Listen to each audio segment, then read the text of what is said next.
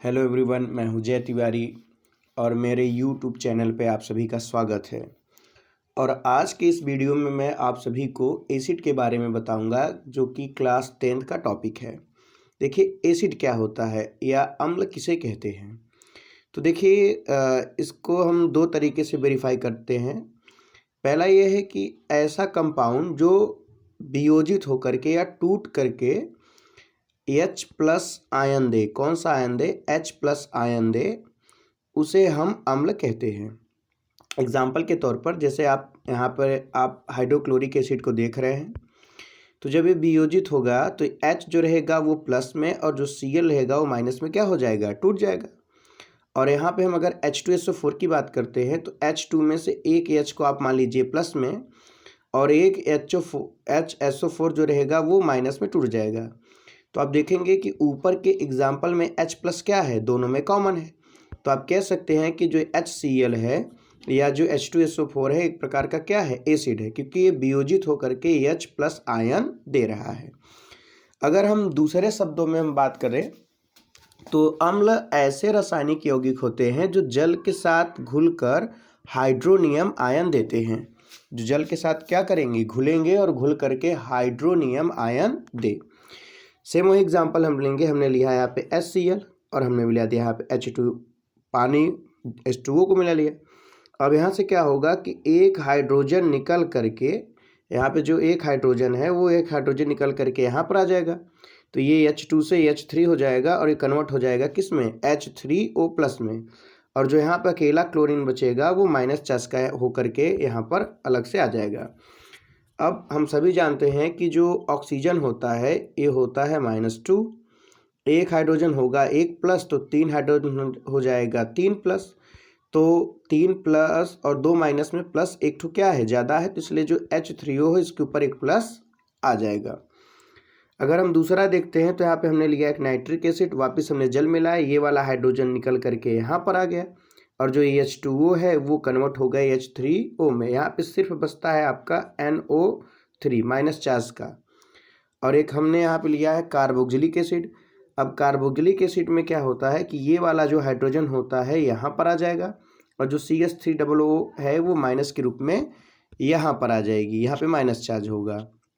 ठीक है, तो आप देखेंगे कि ये सभी जो यौगिक हैं वो जब जल के साथ जुड़े हैं, अब क्रिया किए हैं, मतलब यहाँ पे जितने आपको यौगिक दिखाई दे रहे हैं, चाहे वो आपका HCl हो, चाहे आपका NO3 हो, चाहे वो आपका CH3COOH हो, वो सब के सब जल के साथ मिले हैं और H3O+ दिए हैं और यहाँ पे बाकी सब माइनस चार्ज के प्राप्त हुए हैं। तो आप कह सकते हैं ऐसे रासायनिक यौगिक जो जल में घुल करके हाइड्रोनियम आयन दे, ऐसे यौगिकों को हम अम्ल यानी कि एसिड कहते हैं। और अब हम बात करने वाले हैं अम्ल के प्रकार के बारे में। देखिए, अम्ल जो होता है कई आधार पे कई प्रकार का होता है। तो यहाँ पे हम सबसे पहला आधार लेते हैं स्रोत के आधार पर। किसके आधार पे लेते हैं? स्रोत। स्रोत का मतलब होता है प्राप्ति, कहाँ से आप प्राप्त कर रहे हैं। तो प्राप्ति के आधार पर या स्रोत के आधार पे जो अम्ल होते हैं वो कार्बनिक और अकार्बनिक दो प्रकार का होता है। कार्बनिक ऐसा अम्ल जिसमें कार्बन पाया जाए, जैसे यहाँ पे है CH3COOH और यहाँ पे है C6H8O7। आप यहाँ पे देखेंगे इन सभी अम्लों में कार्बन उपस्थित है, तो इन सभी अम्लों को हम क्या कहेंगे? कार्बनिक अम्ल कहेंगे। तो परिभाषा क्या होती है कि जो ऐसे अम्ल जिनमें कार्बन उपस्थित हो उसे हम ऑर्गेनिक एसिड या कार्बनिक अम्ल कहते हैं। जाहिर सी बात है, अकार्बनिक अम्ल जो रहेगा इसमें कार्बन उपस्थित नहीं होगा, तो कार्बन की जगह पे यहाँ पे सल्फर हो सकता है, नाइट्रोजन हो सकता है, क्लोरीन हो सकता है। ठीक है, तो ऐसे अम्ल जिनमें मतलब कार्बन की जगह पर अन्य प्रकार के अकार्बनिक पदार्थ, नाइट्रोजन, सल्फर, ठीक है, क्लोरीन, ये सभी उपस्थित होते हैं, ऐसे अम्लों को हम अकार्बनिक अम्ल हम कहते हैं। तो दूसरे प्रकार से हम अम्ल को बांटे हैं सांद्रता के आधार पर। सांद्रता का मतलब होता है कंसंट्रेशन। तो कंसंट्रेशन के आधार पे जो अम्ल होता है वो सांद्र यानी कि कंसंट्रेटेड और जो तनु यानी कि डाइल्यूट एसिड में माने दो प्रकार का होता है। पहला होता है सांद्र, दूसरा होता है तनु अम्ल। अब सांद्र और तनु अम्ल के बारे में हम समझेंगे। तो देखिएगा, जैसे मान के चलिए यहाँ पर हमने लिया एक गिलास पानी या 1 गिलास पानी को मान लीजिए हमने यहाँ पे लिया है 100 ml वाटर। अब इस 100 ml वाटर में हमने 50 ml जो है वो HCl मिला दिया। तो आप कह सकते हैं यहाँ पे जो पानी का कंसंट्रेशन है वो ज़्यादा है, और यहाँ पे आप कह सकते हैं कि जो HCl है उसका कंसंट्रेशन क्या है, कम है।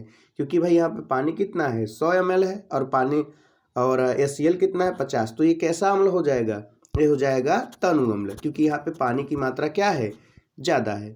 यही अगर हम इसका अपोजिट कर दे, जैसे हम यहाँ पे कर दे कि 100 ml कर दे HCl और 50 ml कर देते हैं हम पानी H2O, तो आप देखेंगे यहाँ पे जो HCl है इसका कंसंट्रेशन क्या है, ज़्यादा है, और पानी का कंसंट्रेशन क्या है, कम है।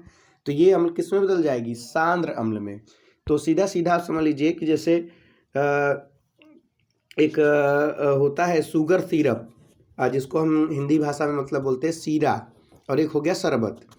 तो जैसे जो सीरा होता है, सीरा या सिरप, उसमें पानी की मात्रा क्या होती है, ज़्यादा कम होती है, सॉरी, चीनी की मात्रा ज़्यादा होती है और पानी की मात्रा क्या होती है, कम। तो वो हो जाएगा चीनी का सांद्र विलयन। अगर हम शरबत की बात करते हैं तो उसमें चीनी की मात्रा कम होती है और पानी की मात्रा क्या होती है, ज़्यादा होती है, वो चीनी का हो जाएगा तनु विलयन। एसिड के लिए यही चीज़ मतलब सेम बेस काम करता है कि अगर पानी की मात्रा क्या है, ज़्यादा है, पानी की मात्रा क्या है, ज़्यादा है, तो उसको हम बोलते हैं तनु अम्ल, और अगर वही पानी की मात्रा क्या है, कम है, तो उसे हम बोलते हैं सांद्र अम्ल। इसके बाद है ऑक्सीजन और हाइड्रोजन की उपस्थिति के आधार पर वह अम्ल जिसमें ऑक्सीजन पाया जाए, वह अम्ल जिसमें क्या पाया जाए, ऑक्सीजन पाया जाए, उसे हम ऑक्सी अम्ल कहते हैं। जैसे HNO3 में देखिए ऑक्सीजन है, बोरिक अम्ल में देखिए ऑक्सीजन है, ठीक है, उसमें जो है ऑक्सीजन अगर उपस्थित है तो उसे हम ऑक्सी एसिड या ऑक्सी अम्ल कहते हैं। हाइड्रॉक्सी में जो रहता है वो हाइड्रोजन उपस्थित होगा, सिर्फ क्या उपस्थित होगा, अब हाइड्रोजन। अब देखिए यहाँ पे एक सवाल आता है कि ऊपर का जो एग्जाम्पल है इसमें हाइड्रोजन भी क्या है, उपस्थित है, लेकिन हाइड्रोजन के साथ साथ यहाँ पे ऑक्सीजन भी उपस्थित है। यहाँ पे हाइड्रोजन का होना ना होना मतलब नहीं, यहाँ पे ऑक्सीजन है, इसलिए जो दोनों अम्ल हैं वो ऑक्सी अम्ल के कैटेगरी में आते हैं। और हाइड्रॉक्सी में क्या रहेगा, बस हाइड्रोजन मतलब हाइड्रोजन पाया जाएगा, इसमें ऑक्सीजन उपस्थित नहीं होगा। जैसे आप ले लीजिए HBr ले लीजिए, HCl ले लीजिए, इसमें हाइड्रोजन उपस्थित है, इसमें ऑक्सीजन उपस्थित नहीं है। नेक्स्ट है प्रबलता के आधार पर। प्रबलता का मतलब होता है भाई कौन एसिड कितना पावरफुल है। तो देखिए प्रबलता में पहला होगा प्रबल और दूसरा हो गया दुर्बल। सिंपल सा है, जो पानी में ज़्यादा से ज़्यादा घुले या पूरी तरह से घुल जाए।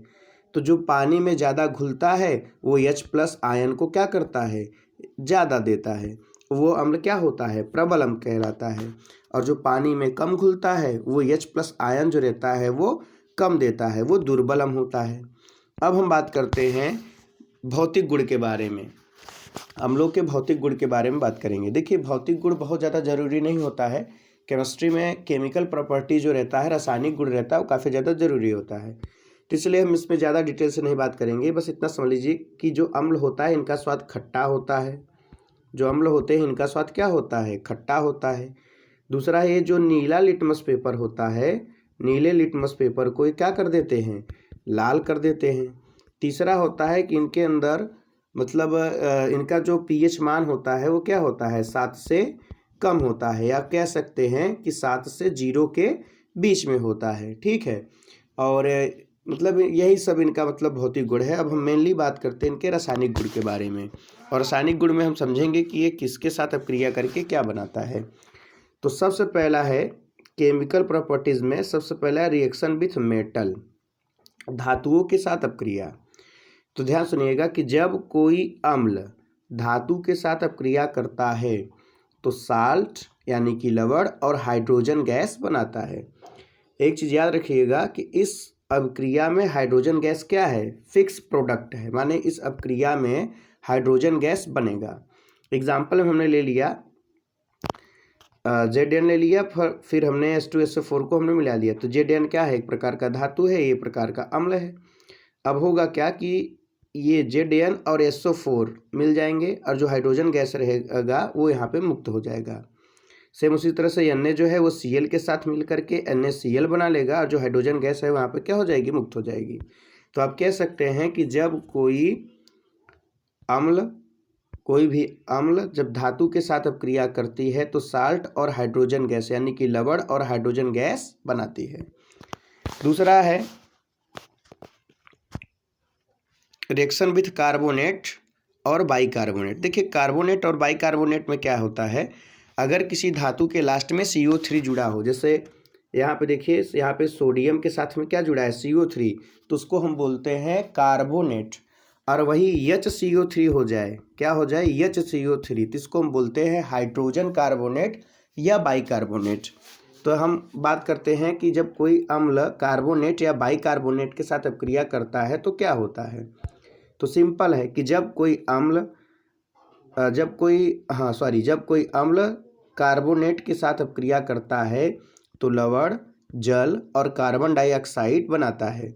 ठीक है, तो जब कोई एसिड धातु के कार्बोनेट या बाइकार्बोनेट के साथ अपक्रिया करता है तो साल्ट, वाटर और H2O CO2 carbon dioxide gas को क्या करता है, बनाता है। अब देखिए ये रिएक्शन हुआ कैसे है कि देखिए यहाँ पर Na है, ये जो प्लस चार्ज का है ये होगा माइनस चार्ज का, तो Na और Cl जो रहेगा वो आपस में मिल करके NaCl का निर्माण कर लेगा। अब यहाँ पे बचता है H।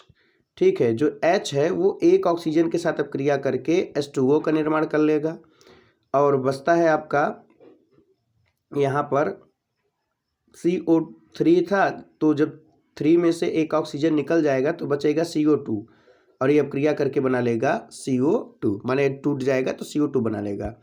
तो ये अपक्रिया जो है बैलेंस नहीं है, अगर आप यहाँ पे 2 लगा देते हैं तो अपक्रिया जो रहेगी बैलेंस हो जाएगी। आप यहाँ पे 2 लगा सकते हैं, यहाँ पे आप 2 लगा देंगे तो अपक्रिया क्या हो जाएगी, बैलेंस हो जाएगी। तो आपको यही समझना है कि Na जो है वो Cl के साथ मिल करके NaCl बनाया है, H है एक ऑक्सीजन के साथ मिल करके H2O का निर्माण किया है और जो CO2 बचा वो आपका जो रहेगा कार्बन डाइऑक्साइड के रूप में यहाँ पर आ जाएगा। दूसरे अपक्रिया को हम देखेंगे तो दूसरे अपक्रिया में क्या हुआ है, सेम वही चीज़, धातु का कार्बोनेट, अम्ल, साल्ट, वाटर और कार्बन डाइऑक्साइड। अब यहाँ पे हुआ है क्या कि जो कैल्शियम है वो SO4 के साथ जुड़ करके CaSO4 बना लिया है और जो H2 है एक ऑक्सीजन, देखो इस CO2 को, ये जो CO3 है इसको हम मान सकते हैं CO2+O। अब यहाँ पे एक ऑक्सीजन जो रहेगा वो H2O बना लेगा, जल बना लेगा और बचेगा CO2, यानी कि ये वाला हिस्सा बचेगा और यहाँ पर निकल जाएगा। इसके बाद हम तीसरा प्रॉपर्टी देखते हैं, reaction with metal oxide. Simple है कि जब कोई अम्ल मेटल के ऑक्साइड के साथ अपक्रिया करता है तो साल्ट और वाटर बनाता है। जैसे आप देखिए CuO है, ये जो अपक्रिया करेगा तो बनाएगा CuCl2 और H2 जो रहेगा वो O के साथ अपक्रिया करके बना लेगा H2O। सेम वही प्रिंसिपल है, वही मतलब है कि अगर कोई अम्ल जो है वो धातु के ऑक्साइड के साथ अपक्रिया करता है तो साल्ट और H2O बनाता है। अब दूसरा एग्जाम्पल हम देखेंगे, यहाँ पे है Na2O प्लस H2SO4। अब यहाँ पे जो Na2 है ये क्या काम करेगा, ये अपक्रिया कर लेगा SO4 के साथ और बना लेगा Na2SO4। ठीक है, और जो ऑक्सीजन है ये जल के साथ, हाइड्रोजन के साथ अपक्रिया करके H2O का निर्माण कर लेगी। इसके बाद चौथा है रिएक्शन विथ बेस, यानी कि क्षार के साथ अपक्रिया। अब देखिए जो क्षार के साथ अपक्रिया होती है ये काफ़ी इम्पोर्टेंट अपक्रिया है, इसको हम न्यूट्रलाइजेशन कहते हैं। अब इस चीज़ को समझिएगा कि जैसे मान के चलिए यहाँ पर एक बॉल है, एक व्यक्ति इधर खींच रहे हैं और एक व्यक्ति इधर खींच रहे हैं, तो अगर इन दोनों व्यक्ति का पावर बराबर हो तो ये जो बॉल है ना तो इधर मूव करेगी ना तो इधर मूव करेगी। अगर ये पावरफुल है तो बॉल इधर मूव करेगी, अगर ये व्यक्ति पावरफुल है तो इधर जाएगी।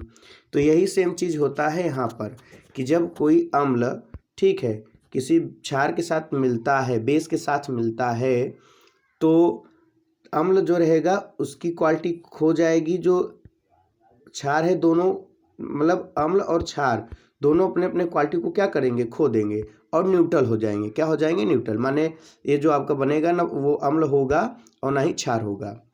तो आप कह सकते हैं कि जब कोई अम्ल किसी क्षार के साथ अपक्रिया करता है तो अम्ल अपने गुण को खो देता है और जो क्षार रहता है अपने गुण को खो देता है, और इस क्रिया को हम न्यूट्रलाइजेशन या उदासीनीकरण कहते हैं।